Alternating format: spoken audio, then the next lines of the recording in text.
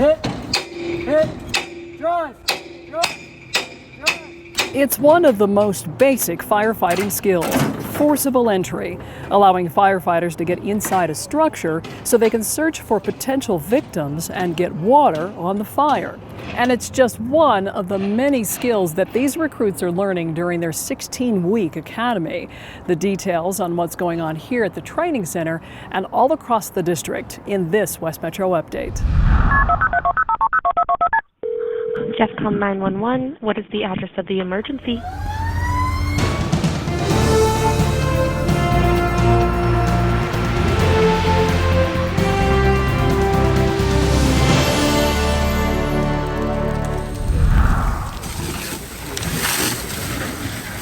One of the most important lessons for our recruit academy is fire behavior, and the class got a first-hand look as 3 small buildings burned to the ground. How fire moves and how it reacts is a lesson they will take with them throughout their careers. Especially watching what happened to this heavy weight placed on top of the 3rd building to simulate a firefighter on a roof. Once the fire had weakened the supports, the weight dropped straight to the bottom. An example of how situational awareness on the fire ground can save lives. One of the next steps for our recruits is training in live fire, and this is one place they're going to be doing that. This is our commercial burn building. It is 6 stories with dozens of different rooms that can be configured according to whatever scenario they may be running that day. This is where recruits learn what to expect and what to do when they pull up in the truck, grab the hose, move into the structure to extinguish the fire. Now, across West Metro's district, the past few weeks, we've had several structure fires. The first one we'll talk about at 32nd en route. Reporting smoke pouring out of the house. Pounded on the door, nobody came to answer. Copy. Can you take an 1 3/4 line in through the front door? The next door neighbor was the first to call 911 when he saw smoke coming from the home.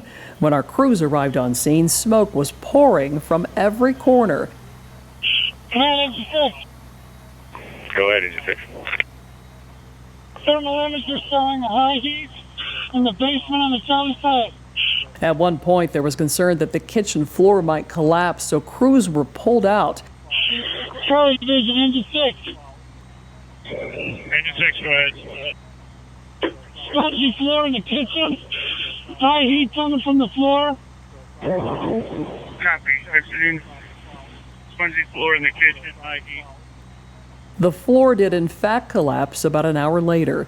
Because the fire started in the basement and was difficult to access, firefighters used a tool to pierce the floor so they could safely get water downstairs past the collapse zone.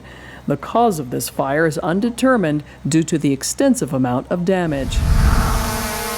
The fire at this home in the 1100 block of Marshall Street in Lakewood started in the bathroom and was caused by the bathroom fan, which locked up, overheated, and then ignited the fire in the ceiling. The fan had been left on, but no one was home except for Crow. He was in his kennel in the basement, and the crew from West Metro Engine 3 pulled him out.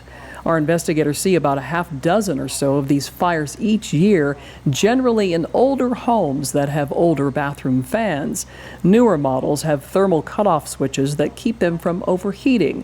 The best advice is don't use the fan if it's not working properly or making an unusual noise, and be sure to turn it off before you leave.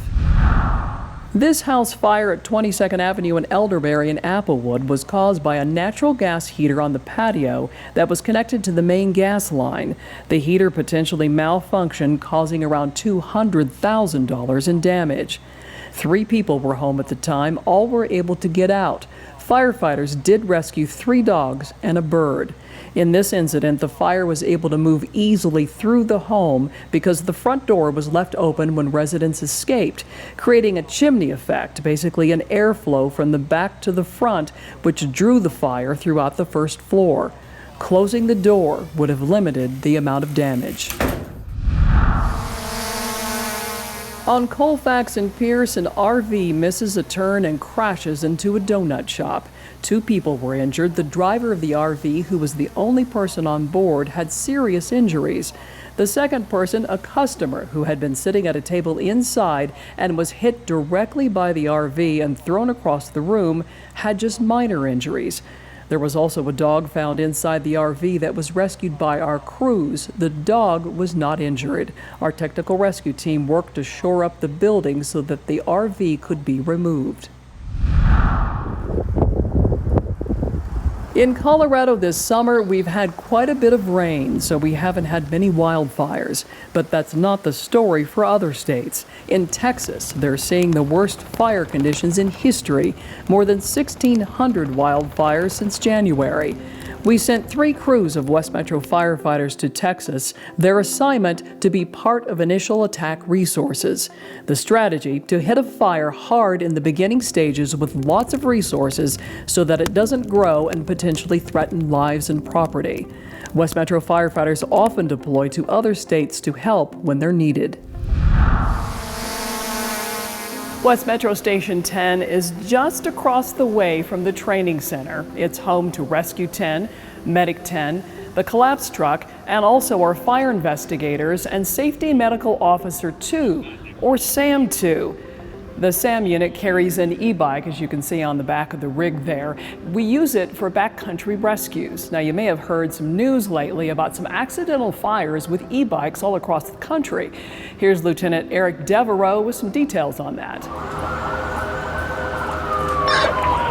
Division 1-4, go. Under certain conditions, rechargeable and lithium-ion batteries can be fire hazards. And with the growing popularity of e-bikes and scooters, we're seeing an increase in the number of accidental fires across the country. I'm Lieutenant Eric Devereaux, Safety and Medical Officer with West Metro Fire Rescue. The fires that occur are commonly due to improper charging, physical damage, or manufacturing defects. The hazard is when they are charged and stored inside apartments or homes, especially near exits. Rechargeable and lithium-ion batteries store a large amount of energy and pose a threat if not used properly. They can overheat, catch fire, or even explode. Be safe by only purchasing e-bikes and scooters that are listed by a qualified testing laboratory. You might be familiar with the UL symbol, which you can find on thousands of products. Also, follow the manufacturer's instructions for charging and storage. And always use the manufacturer's cord and power adapter made specifically for the bike or scooter. Be sure to store batteries away from anything flammable, and don't charge them near doors or exits. In case of a fire, you need to be able to escape. And once batteries are fully charged, remove them from the charger. Make sure to do this if you're planning on being away from home. Don't leave the batteries and charger plugged in while you're gone. Finally, if a battery overheats or you notice an odor, change in shape or color, leaking, or odd noises, stop using it immediately. Here at West Metro, we have an e-bike that we use on backcountry rescues to quickly get a firefighter to a patient who may be several miles up a trail. The bike's been a great tool, but before we put it to work, we trained firefighters on proper storage and use. If you have an e-bike or scooter, the least you should do is to take a look at the operating manual and follow the recommendations. Spending just a little time can keep your home and your family safe.